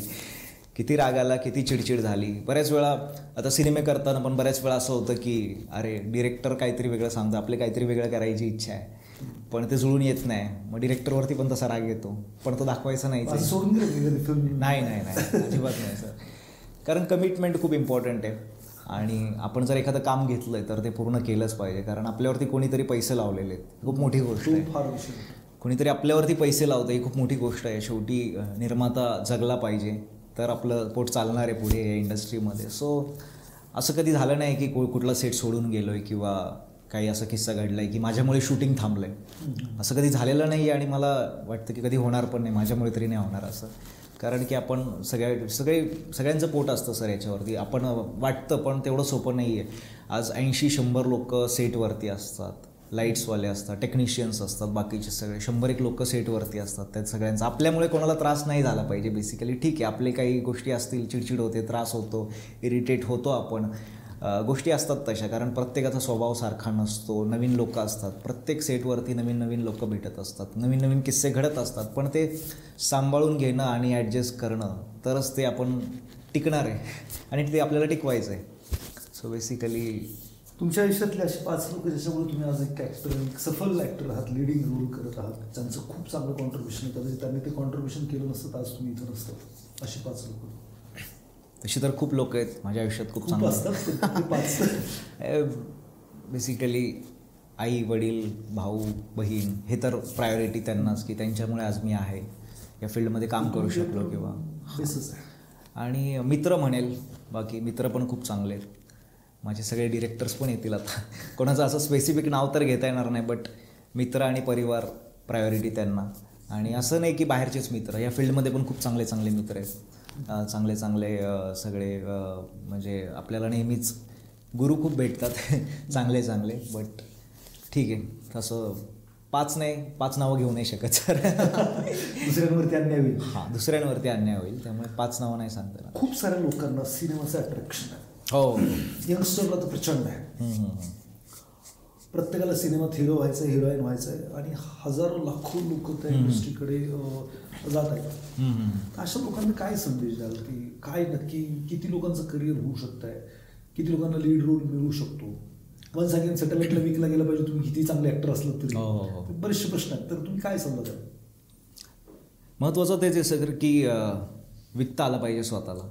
बट त्याच्या आधी जी काय प्रोसेस आहे ती सुरुवात होते काम मिळवण्यापासून. यंगस्टर्स लोक आहेत, खूप लोकांना अट्रॅक्शन आहे, तुम्ही म्हणालात तसं, खूप लोकांना आवड असते या फील्डची. आणि आता तर मोबाईलमुळे आणखी आवड झाली आहे, रील स्टार येत आहेत, रील्समुळे म्हणा, बाकीच्या गोष्टींमुळे प्रत्येकाला असं वाटतं की आपण कॅमेरा समोर यावं, आपण दिसावं, लोकांपर्यंत पोहोचावं. हे ग्लॅमरच तसं आहे. पण कुठेतरी मी असं म्हणेल की फक्त ते ग्लॅमर नका बघू, हे एक मायाजाल पण आहे. हा भूलभूल आहे बेसिकली. जितकं वाटतं तितकं सोपं नाही आहे. बऱ्याच गोष्टी म्हणजे फायनान्शियली पण तितकं स्टेबिलिटी या फील्डमध्ये असते नसते सांगू शकत नाही. जर झालं, सगळ्या गोष्टी जुळून आल्या तर आपण सगळ्या गोष्टी पुढे टिकवू शकतो. बट तेवढेच प्रॉब्लेम्स पण आहेत, अप्स अँड डाऊन्स आहेत या फील्डमध्ये खूप जास्त. सो तुम्ही जेव्हा बेसिक तर हेच आहे की तुम्ही पूर्ण तयार होऊन या. उगाच काहीतरी करायचे म्हणून येऊ नका. तर तुम्ही शिकून या. बेसिकली माझं तरी असं म्हणणं आहे की शिकून या, थिएटर करा, कुठेही शिका, कुठल्या इन्स्टिट्यूटमध्ये शिका किंवा थिएटर करा, मराठी थिएटर करा, हिंदी थिएटर करा, कुठलंही थिएटर करा. सो आपला जो बेस असतो तो स्ट्रॉंग करा. तो बेस स्ट्रॉंग करा. त्याच्यानंतर फायनान्शियल गोष्टी पण असतात, त्याचा पण विचार करून या. ते फार महत्त्वाचं. कारण की नुसतंच काम करायचं आहे, स्ट्रगल करायचं आहे, मग ते स्ट्रगल किती वर्ष करणार, 2 वर्ष, 4 वर्ष, 10 वर्ष. कारण असे खूप लोक आहेत, माझ्या आजूबाजूचे लोक आहेत जे खूप वर्षांपासून या फील्डमध्ये आहेत पण अजून फायनान्शियल स्टॅबिलिटी नाही आहे. खूप लोक अशी पण आहेत की ज्यांनी थिएटरमध्येच त्यांचं आयुष्य गेलं आहे. थिएटरमध्ये तितका पैसा नाही आहे. सो आपल्याला ते पण कळलं पाहिजे की थिएटर कितपत करायचं, 1 वर्ष करायचं, 2 वर्ष करायचे, किंवा जर आपण कमर्शियल पण थिएटर करायचं तर ते कसं मॅनेज करायचं, सिनेमे कसे मॅनेज करायचे, हे सगळ्या गोष्टींचं नॉलेज असलं पाहिजे. सगळ्या गोष्टींचं ज्ञान असल्याशिवाय या फील्डमध्ये माझं तरी म्हणणं आहे की कोणी येऊ नका. सो बेसिक तर तेच आहे की तुम्ही सगळ्या गोष्टींचं नॉलेज घ्या, बेस तुमचा स्ट्रॉंग करा. कारण की कुठलंही फील्ड असेल, आपण आधी शिकतो, 4 वर्ष शिकतो, त्याच्यानंतर आपण पैसे कमवण्यासाठी बाहेर पडतो. मग ती मेडिकल फील्ड असेल, कुठलीही फील्ड असेल, इंजिनियर्स असतील, हे 4-5 वर्षाचं शिक्षण घेतात मग बाहेर पडतात. सो ही फील्ड पण तशी आहे की तुम्ही आधी बेसिक नॉलेज घ्या, 2-3 वर्ष शिका, 4 वर्ष शिका, काय फील्ड आहे, काय याच्यामध्ये फायनान्शियल गणितं काय असतात, काम कसं मिळवायचं आहे, काम कसं टिकवायचं आहे, ह्या सगळ्या गोष्टींचं जर आधीच तुम्ही नॉलेज घेतलं तर खूप फायदा होईल. मला असं वाटतं की प्रत्येकाला एक गॉडफादरची खूप गरज आहे प्रत्येक फील्डमध्ये, तसं या फील्डमध्ये पण गॉडफादरची गरज आहे. मी स्वतःला त्या बाबतीत अनलकी समजतो की मला तो गॉडफादर नाही मिळाला या फील्डमधला. अदरवाईज अजून काही चांगली कामं मला करता आली असती, अजून माझ्या लाईफमध्ये पण मला खूप काही गोष्टी करता आल्या असत्या. कारण काय सर की मला असं वाटतं नेहमी की वेळ खूप महत्त्वाची आहे. वेळ इतकी महत्त्वाची आहे की सगळ्या गोष्टी परत येऊ शकतात पण वेळ कधीच परत येत नाही. सो वेळच्या वेळेला त्या गोष्टी होणं खूप गरजेचं आहे. म्हणजे मी जेव्हा या फील्डमध्ये यायचा विचार केला तेव्हाच आज मला बऱ्यापैकी नॉलेज या फील्डमधलं, काय गणित असतात काय नाही, पण हे नॉलेज मला तेव्हा नव्हतं. सो मला काहीच माहिती नव्हतं, मला या फील्डबद्दल 0 नॉलेज होतं मी आलो तेव्हा. त्याच्यामुळे या गोष्टींचं नॉलेज घेण्यासाठीच माझे बरेच वर्ष गेलेले आहेत. ते जर शिकून आलं असतं, ते जर शिकून आलो असतो, मला कोणीतरी गॉडफादर मिळाला असतं की या गोष्टी अशा असतात, कुठल्याही गोष्टी म्हणजे ॲक्टिंगची कामं असतील किंवा फायनान्शियल मॅनेजमेंट असेल, तर या सगळ्या गोष्टी, कारण की फक्तच ॲक्टिंग करतोय आणि कामं करतोय त्याच्यावरती नाही चालत. बरोबर. घर पण चालवणं आहे, सगळ्या गोष्टी आहेत. सो त्याचं नॉलेज असणं बेसिकली इम्पॉर्टंट आहे. आणि मग तुम्ही कामं करू शकता, खूप इझिली कामं करू शकता किंवा सर्वाईव्ह करू शकता या फील्डमध्ये. सो सगळ्या यंगस्टर्सला माझा तोच सल्ला आहे. आणि आजकाल खूप रील्स वगैरेचा खूप, सो बेसिकली काय होतं की रील्स वगैरे केल्यानंतर पण असं वाटतं की कोणी रील्स करतं आजकाल, ते खूप इझिली आहे. त्याच्यामध्ये मायमिंग करायचं असतं किंवा फक्त सॉंग्स वगैरे लावतात त्याच्यावरती परफॉर्म करतात. पण जेव्हा रिअल फिल्म असेल, सिरियल असेल, जेव्हा मोठ्या कॅमेरासमोर येतो तेव्हा ते नाही चालत. बरोबर. पाठांतरापासून ते डायलॉग डिलिव्हरीपर्यंत हे तुम्ही 10 ते 30 सेकंदाचे व्हिडिओ कराल आणि इकडे तुम्हाला 4-4 मिनिटाचे, 3-3 मिनिटाचे डायलॉग्स बोलायचे, परफॉर्म करायचं, इमोशन्स पकडायचं, तर ते तितकं इझी नाही आहे. सो रील्स वगैरेच्या याच्यावरती किंवा बाकी गोष्टींवरतीच तुम्ही आपलं फ्युचर नका ठरवू या फील्डमध्ये. तुम्ही बऱ्यापैकी नॉलेज घ्या, बऱ्यापैकी शिकून या फील्डमध्ये उतरा, तुम्हाला प्रॉब्लेम नाही येणार असं मला वाटतं. म्हणजे सर, हां सर, आत्तापर्यंत जे काही तुम्ही कॅरेक्टर केले त्यात काय डिफरन्स होता किंवा कोणतं कॅरेक्टर तुमच्याला खूप भावलं किंवा खूप सारी मेहनत करावी लागली त्या कॅरेक्टरसाठी? सर प्रत्येक कॅरेक्टरला तितकीच मेहनत करावी लागते, कारण प्रोसेस सेम आहे. तिथूनच आहे, रायटिंग झाली, एक कॅरेक्टर लिहिलं गेलं आणि मग ते कॅरेक्टर आपल्याला पडद्यावर साकारायचं आहे. सो प्रत्येक कॅरेक्टरला मेहनत तेवढीच आहे. फक्त कधी कधी काय होतं की आता मी आहे विजय गीते, सो माझ्या जवळपास ते कॅरेक्टर किती हे खूप महत्त्वाचं आहे. सो एखादं कॅरेक्टर असं येतं की मी जसं आहे तसंच मला कॅरेक्टर प्ले करायचं, ते खूप इझिली जातं. कधी कधी असं होतं की एक्झॅक्टली मी जसा नाही आहे, एक्झॅक्टली अपोजिट तसं कॅरेक्टर कधी कधी येतं. मला ऑलमोस्ट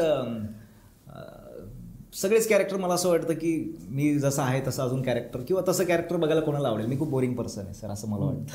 सो मी खूप शांत आहे, बोरिंग आहे, आणि जसं आहे तसं बघायला मला नाही वाटत की लोकांना आवडेल.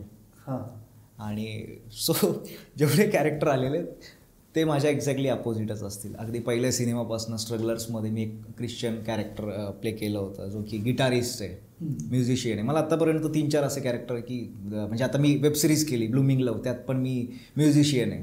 पहिला सिनेमा केला त्यात पण म्युझिशियन होतो. मी खुशी नावाची फिल्म केली त्यात पण मी म्युझिशियन होतो.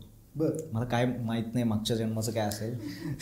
3-4 सिनेमांमध्ये मी म्युझिशियनचा मला रोल मिळालेला आहे. आणि ते गिटार आहे ना, त्याच्या कुठल्या पार्टला काय म्हणतात मला अजून माहीत नाही. मला फक्त ॲक्टिंग करायची असते की हे गिटार आहे आणि मी हे खूप भारी वाजवतोय, हे मला दाखवायचं आहे लोकांना. तेवढं मला जमतं आता, कारण की त्या प्रोसेसमधनं सारखा गेलेलो आहे. पण अजून पण तुम्ही मला गिटार दिली ती कशी पकडायची मला अजून परत तिथूनच सुरुवात होती माझी, अरे कसं पकडायचं आहे.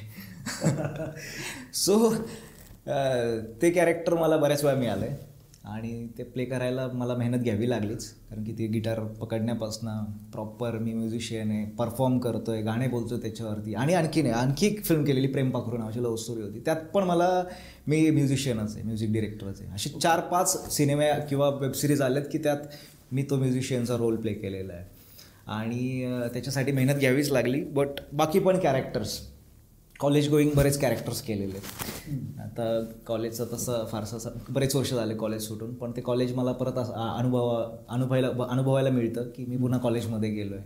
कारण की पुन्हा ते बेंचवरती सीन्स असतात, कॉलेजच्या कॅम्पसमध्ये सीन्स असतात. रघु असेल, एकलव्य असेल, विसर्जन असेल, आत्ताचे लेटेस्ट सिनेमे केले, पिक्चर बॉईजमध्ये नाही पण बाकीच्या सिनेमांमध्ये, इव्हन आधीचे पण जे सिनेमे आहेत, रॉमकॉम असेल, दोस्तीगिरी असेल, इपितर असेल, ऑलमोस्ट सगळ्या बऱ्याच पिक्चरमध्ये, मूव्हीजमध्ये कॉलेज गोईंग कॅरेक्टर करायला मिळालेलं आहे. पण शेड्स वेगवेगळ्या.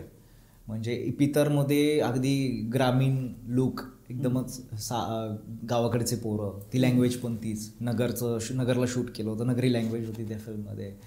एक्झॅक्टली अपोजिट म्हणायचं झालं तर स्ट्रगलर्समध्ये पण तसंच होतं, पण ते एकदम अपोजिट होतं, एकदम मॉडर्न. खुशीमध्ये पण मॉडर्न, एकदम सिटीमधलं. सगळ्यात चॅलेंजिंग रोल कोणता होता म्हणजे कॅरेक्टर? तसं सांगायला गेलं तर सगळेच रोल्स, पण एखादं स्पेसिफिक असं नाव घ्यायचं झालं तर रघुचं पण चॅलेंजिंग होतं सर कॅरेक्टर. कारण की जेव्हा फिल्म लिहिली गेली किंवा जेव्हा आम्ही ऑन फ्लोअर जायचा विचार होता, फिल्म सुरुवात झाली तेव्हा मी अगदी बारीकसा होतो सर. कॅरेक्टर लिहिलं होतं एकदम rough and tough guy, so fight करतोय, लोकांना मारतोय, फाईट करतोय, आणि कॉलेजमध्ये पण त्याचा एक ऑरा आहे कॉलेजमध्ये, सो ती एक पर्सनॅलिटी. सो ती मेहनत घ्यावी लागली कॅरेक्टरसाठी भरपूर. थोडंसं वेट गेन करावं लागलं ती पूर्ण प्रोसेस. आणि त्यात चॅलेंज असं होतं की 2 शेड्स होत्या. एक लुक ज्याच्यामध्ये गोष्ट कॉलेजमध्ये सुरू होते आणि त्याच्यानंतर 3-4 वर्षानंतरची गोष्ट आहे की त्याचं पूर्ण आयुष्य बरबाद झालेलं आहे आणि काय काय झालं त्याच्यासोबत. आणि मग ते दाढी, केस, आणि तो पूर्ण. आता तुम्ही त्याच लुकमध्ये का? ते काय, आम्ही रघु 2 पण अनाऊन्स केलं आहे ना, त्याची तयारी चालू आहे. नाही असं नाही, बट आम्ही अनाऊन्स केलं आहे, खरंच अनाऊन्स केलं आहे, रघु 2 अनाऊन्स केलेलं आहे.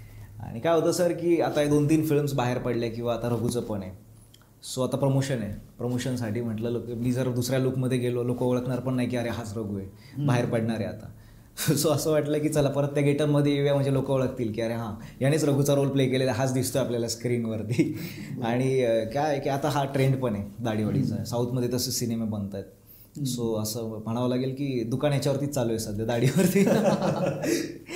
सो बट सगळे कॅरेक्टर्स करायला मजा आली सर. एकलव्यचं पण कॅरेक्टर खूप चॅलेंजिंग होतं. एकलव्य नावाचा मी एक चांगला सिनेमा केला, मकरंद देशपांडे सर होते अपोजिट, आणि त्यांचा एक ऑरा आहे, खूप चांगले ॲक्टर आहेत मराठीमध्ये, त्यांचं खूप हिंदीमध्ये, साऊथमध्ये सगळीकडे खूप नाव आहे. आज हॉलिवूडला पण ते सिनेमे करत आहेत. सो वर्ल्ड वाईड असा तो चेहरा आहे आणि त्यांचा एक ऑरा आहे मकरंद देशपांडे सरांचा. पृथ्वी थिएटर आज इतकं लहानपणापासून, म्हणजे ॲक्टिंगमध्ये आल्यापासून त्यांच्याबद्दल इतकं ऐकलं आहे आणि त्यांच्यासोबत परफॉर्म करायचं होतं, त्यांच्या अपोजिट बरेच सीन्स होते. सो तो सिनेमा एक चॅलेंजिंग सिनेमा होता एकलव्य. आता लवकरच तो पण आउट होईल. आता त्या सिनेमाचं काम सगळं झालेलं आहे, कम्प्लीट झालेलं आहे. हा कधी येतोय रघु 350? बेसिकली सर 30 ऑगस्ट 2024ला हा सिनेमा रिलीज होतोय. ओके. हां, आमचं बेसिकली थोडंसं टेक्निकल काही गोष्टी, आणि 2 ऑगस्टला हा सिनेमा येणार होता. म्हणजे मी ऑन कॅमेरा आताही सांगायला काही प्रॉब्लेम नाही आहे मला ही गोष्ट की 2 ऑगस्टला हा सिनेमा रिलीज होता. पण आम्ही जेव्हा सिनेमा अनाऊन्स केला त्याच्यानंतर 2 ऑगस्टला हा मराठीत थोडासा प्रॉब्लेम आहे सर की सिनेमे एकाच दिवशी 5-6 सिनेमे येतात, 7-8 सिनेमे येतात, 4-5 सिनेमे येतात. मग लोकांना कुठे जायचं थिएटर मिळत नाही, किंवा आपली कोणी ऑडियन्स आठवड्याला 1 सिनेमा बघू शकते. आठवड्याला असं नाही की 4 सिनेमे बघू शकते, 5 सिनेमे बघू शकते. त्यात थिएटर्सची मारामारी, शोजची मारामारी, हिंदी सिनेमे असतात, हॉलिवूडचे सिनेमे असतात, मल्टिप्लेक्सेस त्यांना मिळतात. आपले सिंगल स्क्रीनला आपला मराठी सिनेमा मोस्टली जास्त करून चालतो, किंवा मल्टिप्लेक्सला पण एखादा शो मिळतो कुठेतरी. मग मराठीचे जर 4-5-6-7 सिनेमे एकाच दिवशी जर आले तर तो प्रॉब्लेम होतो की कोणालाच प्रॉपर शोज मिळत नाही आणि मग कोणाला प्रॉपर थिएटर्स पण मिळत नाहीत. मग लोकांना पण तो ऑप्शन नसतो आणि प्रोड्युसर्सचं पण त्याच्यामध्ये खूप नुकसान होतं. सो आम्ही 2 ऑगस्टला हा सिनेमा अनाऊन्स केला होता. 2 ऑगस्ट 2024ला आधी आम्ही अनाऊन्स केला होता, तेव्हा हार्डली एकच सिनेमा आमच्यासोबत होता. पण आता गेल्या 15-20 दिवसात अचानक सिनेमे अनाऊन्स होतात आणि मग ते सिनेमे अनाऊन्स झाले की त्यात नुकसान सगळ्यांचंच आहे. बरोबर. आमचंच नुकसान नाही, तुमचं पण नुकसान आहे, सगळ्यांचं नुकसान आहे, सगळ्या प्रोड्युसर्सचं नुकसान आहे. सो आम्ही आता असा डिसिजन घेतला की हे सगळं क्लॅश होण्यापेक्षा, सगळ्या गोष्टींचं हे प्रॉब्लेम्स होण्यापेक्षा, फेस करण्यापेक्षा सगळ्यांनाच की आपण थोडंसं पुढे जाऊया. तर 30 ऑगस्ट आमची ऑलमोस्ट आता आपण फायनल केलेली आहे.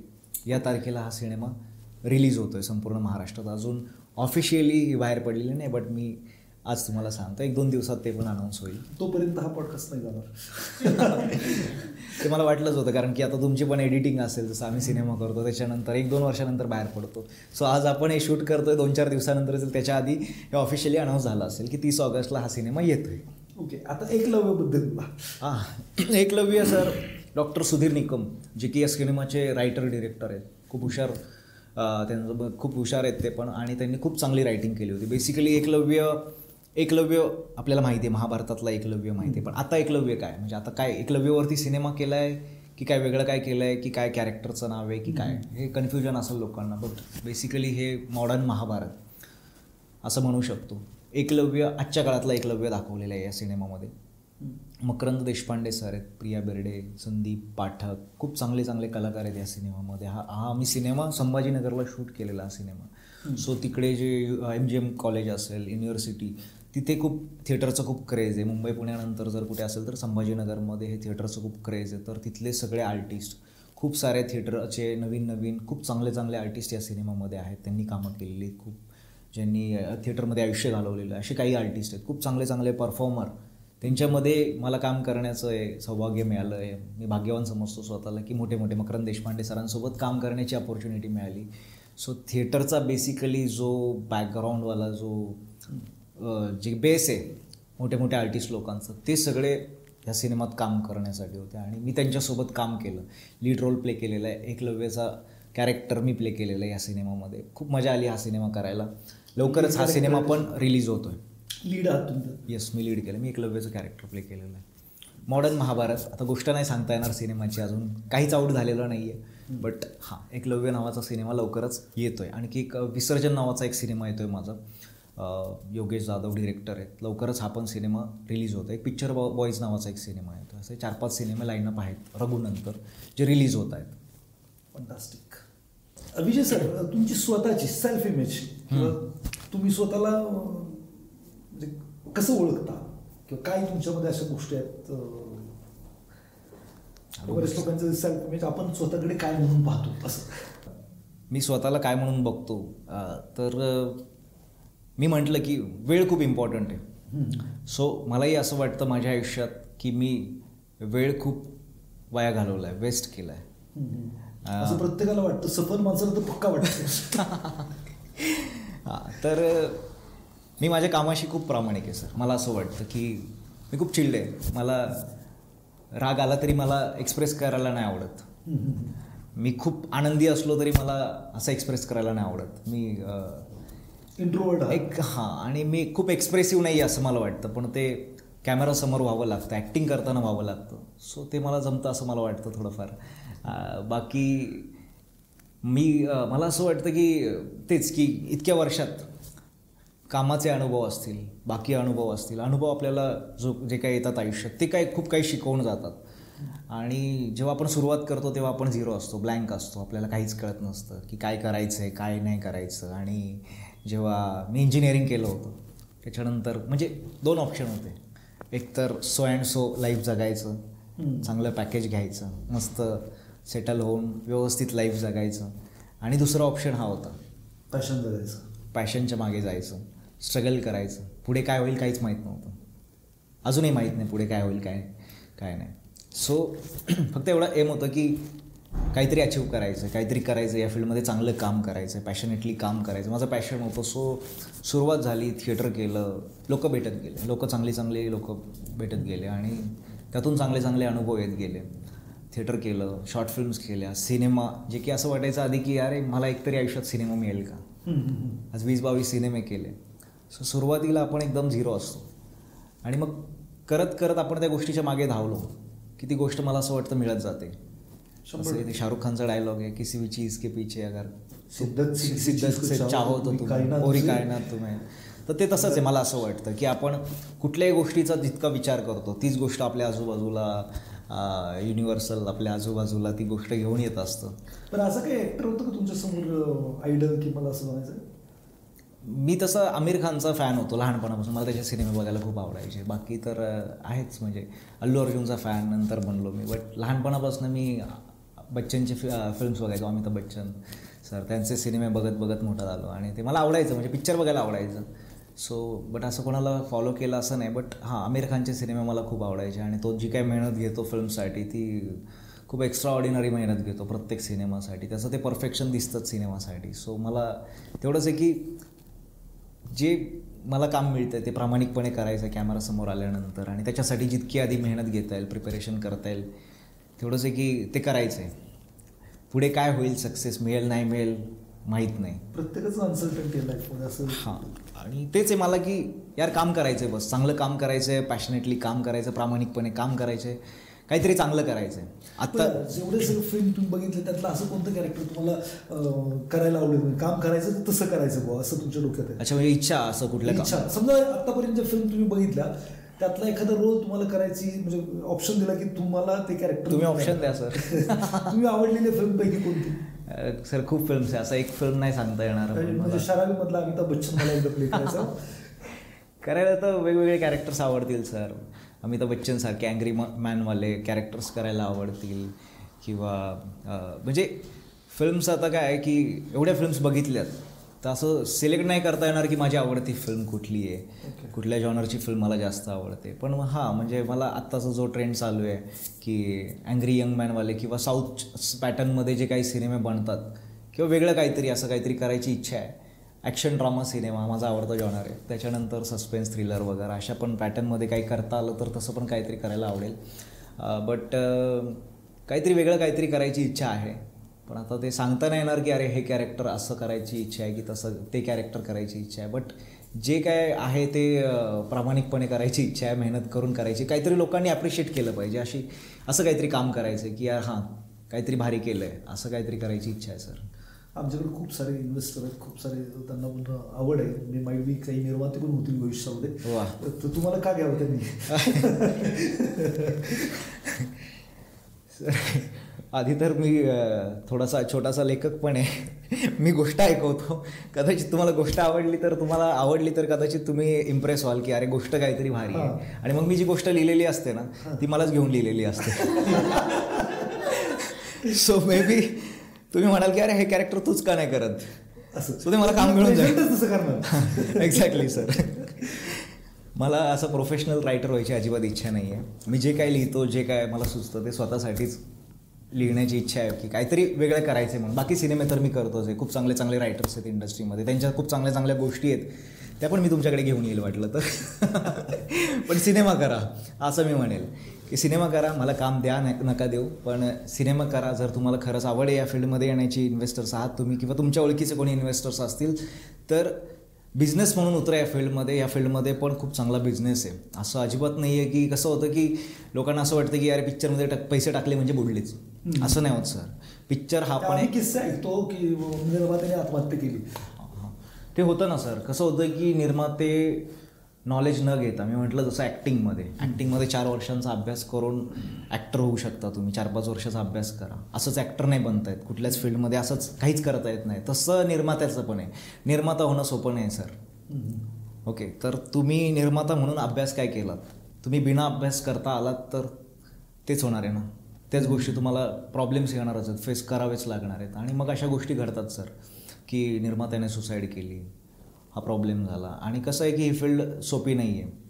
इथे जे लोक आहेत ती लोक सगळ्यांना काम हवंच आहे, पण त्यासोबतच की जेन्युइन लोक पण पाहिजेत. सगळे जेन्युइन लोक असतात असं नाही कुठल्याही फील्डमध्ये सर. हीच फील्ड नाही, कुठलीही फील्ड असेल. सो तुम्हाला जेन्युइन लोक पण मिळाले पाहिजेत, चांगली टीम पण मिळाली पाहिजे. सो तुम्ही चूज करताना तुम्ही जर निर्माते आहात तर चांगली टीम आधी निवडा की चांगली टीम आहे का.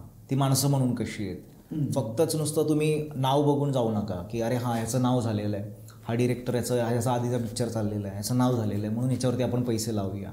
तर तसं नाही होत सर. प्रत्येक सिनेमाची प्रोसेस वेगळी असते. शून्यापासूनच सुरुवात होते प्रत्येक गोष्टीची. तर सिनेमा पण तेच आहे की तुमची सुरुवात शून्यापासूनच होणार आहे. तर तुम्हाला निर्माता म्हणून तुम्हाला त्या गोष्टी कळल्याच पाहिजेत की मला काय केलं पाहिजे. तुम्ही पण अभ्यास करून या की या सिनेमाचा बिझनेस कसा आहे. कुठल्या 210 टाईपचे राईट्स असतात सर. छोटे छोटे राईट्स असतात. आपली फिल्म सॅटेलाईट, डिजिटल, आपले डबिंग राईट्स, आपले एरोप्लेनमध्ये पण फिल्म लागते. असे छोटे छोटे राईट्स असतात सर. त्या राईट्सचा अभ्यास करून या की तुम्हाला काय काय करता येईल, कसे कसे कुठून कुठून पैसे काढता येईल. असं अजिबात नाही आहे की फक्त थिएटरमधनं पैसे आले म्हणजे सिनेमा चालला किंवा थिएटरमधनं पैसे नाही आले म्हणजे सिनेमा तुमचा फ्लॉप झाला. असं नाही आहे. मी अशी बरीच उदाहरणं आहेत मी जवळपास बघितलेली आहेत की काही वर्कशॉप्स पण होतात निर्मात्यांचे पण. ते तुम्ही अटेंड करा, त्यांचा पण अभ्यास करा की सिनेमाचे राईट्स कसे विकता येतील, काय करता येईल. सो असे बरेचसे सिनेमे आहेत की जे फ्लॉप गेलेले थिएटरमध्ये पण त्यांची रिकव्हरी खूप चांगली झालेली. मग त्याच्यामागे काहीतरी फॉर्म्युला असेल तर तो फॉर्म्युला बघा की काय आहे, इन्व्हेस्टमेंट कुठे केली पाहिजे, कशी केली पाहिजे आणि त्यातून रिटर्न्स कसे काढले पाहिजे. सो हा एक बिझनेस आहे सर. निर्मात्यांना माझं एवढंच म्हणणं आहे की जर तुम्ही या फील्डमध्ये येत आहे तर बिझनेस म्हणून या, अदरवाईज नका येऊ. हाऊस असेल फक्त सिनेमा काढायचा आहे तर अजिबात नका, तुम्ही बिझनेस म्हणून या. हाऊस असेल तर पैसे सोडून गेले मग तुम्ही सोडले म्हणूनच या. जर तुम्ही हाऊस म्हणून टाकताय माझ्या पोराला लॉन्च करायचं आहे, फक्त मुलीला लॉन्च करायचं आहे, याला हे करायचं आहे किंवा हाऊस म्हणून सिनेमा बनवायचा आहे, मी गोष्ट लिहिली म्हणून मला ती गोष्ट झालीच पाहिजे किंवा माझ्यावरतीच सिनेमा बनला पाहिजे, अशा पण गोष्टी घडतात सर. तर ते नका करू. सिनेमा हा बिझनेस म्हणून आहे. तर तुम्ही जर हाऊस म्हणून आलं तर मग ते पैसे सोडून दिले असं म्हणूनच या. पण जर तुम्हाला कमवायचेच आहेत तर तुम्ही सगळा अभ्यास करून या. ओके. बऱ्याचशा निर्मात्यांनी आपल्या मुलांना लॉन्च करण्यासाठी सिनेमा बनवले, त्यातले किती लोकांना पुढे काम मिळतं? बघा सर, पहिलं काम तर त्यांना पण मेसेज जाऊ देत. पहिलं काम त्यामुळे मिळत असेल की बाबा माझ्या पप्पांनी लॉन्च केलं, कोणी लॉन्च केलं, त्यामुळे पहिलं काम मिळतं. बट तुम्हाला जे दुसरं काम मिळणार आहे ते तुम्हाला तुमच्यातला माणूस म्हणून आणि तुमचं टॅलेंट या 2 गोष्टींवरतीच काम मिळतं. एकतर तुम्ही पहिले माणूस म्हणून चांगले बना, त्याच्यावरती तुम्हाला दुसरं म्हणजे बाकी पण ॲक्टर्स तुम्ही म्हटलात की लॉन्च केलेलेच नाही, मी बाकीचे पण ॲक्टर्स म्हणतो याच्यामध्ये की तुम्हाला पहिलं काम तुम्हाला मिळतं ते तुमच्या कामामुळे मिळतं, तुमच्या टॅलेंटमुळे मिळत असेल किंवा कोणीतरी लॉन्च केलं आहे म्हणून मिळत असेल. पण तुम्हाला दुसरं काम मिळवणं हे सगळ्यात मोठं स्ट्रगल आहे. माझं पण मी उदाहरण दिलं की मी 2 वर्षानंतर घरी होतो, काहीच नव्हतं. तर ते तुम्हाला परत शून्यापासूनच सुरुवात आहे. तुम्ही परत 0 आहात. पहिला सिनेमा केला म्हणजे तुमचं सगळं झालं असं नाही आहे. बरेचसे असे ॲक्टर्स आहेत किंवा बरेचसे अशी लोक आहेत की त्यांचा पहिला सिनेमा हिट झालेले पण नंतर ते गायब होऊन जातात, पुढे त्यांचं काहीच होत नाही. तर त्याच्या मागे गणितं तीच आहेत की तुम्ही कुठलंही काम असू द्या, पहिलं काम मिळवणं थोडंसं सोपं असतं. हे जर गोष्टी असतील, फायनान्शियल बॅकअप असेल किंवा तुमचं टॅलेंटमुळे मिळालं, पण दुसरं काम तुमच्यातलं माणूस म्हणून आणि तुमचं टॅलेंट, तुमचं परत पॅशन किती आहे, तुमची परत शून्यापासून तिथे जाण्याची तयारी किती आहे, तुमची मनाची तयारी किती आहे, याच गोष्टी तुम्हाला दुसरं काम देतात इंडस्ट्रीमध्ये, असं मला वाटतं. फंटास्टिक. विजय सर, हा जो संवाद आहे तो असाच चालू राहावा असं वाटतंय, पण वेळेचं थोडंसं भान ठेवायला पाहिजे. मित्रांनो, फार मिडल क्लास फॅमिलीतून आलेला एक व्यक्ती खूप सारं स्ट्रगल करतो, खूप सारे अपडाऊन्स होतात, पण आपलं पॅशन जगायचं ठरवतो. इंजिनिअरिंगचं शिक्षण केलेलं आहे ते बाजूला ठेवून पॅशनसाठी जगतो आहे आणि तो माणूस आपली स्टोरी लिहितो आहे आणि एक सिनेमा घेऊन येतो आहे, रघु 350. तर मला असं वाटतं की आपल्या ऑडियन्सने सगळ्यांनी थिएटरला जाऊन हा सिनेमा बघितला पाहिजे आणि निश्चितच आम्ही सगळी टीम थिएटरला जाऊन सिनेमा बघून आम्ही तुम्हाला फोटो टाकू. सो तुम्ही एवढ्या वेळ काढून इथं आलात आणि आम्हाला इंटरव्ह्यू दिलात त्याबद्दल तुमचं मनापासून धन्यवाद Vijay sir. Thank you so much sir. Thank you.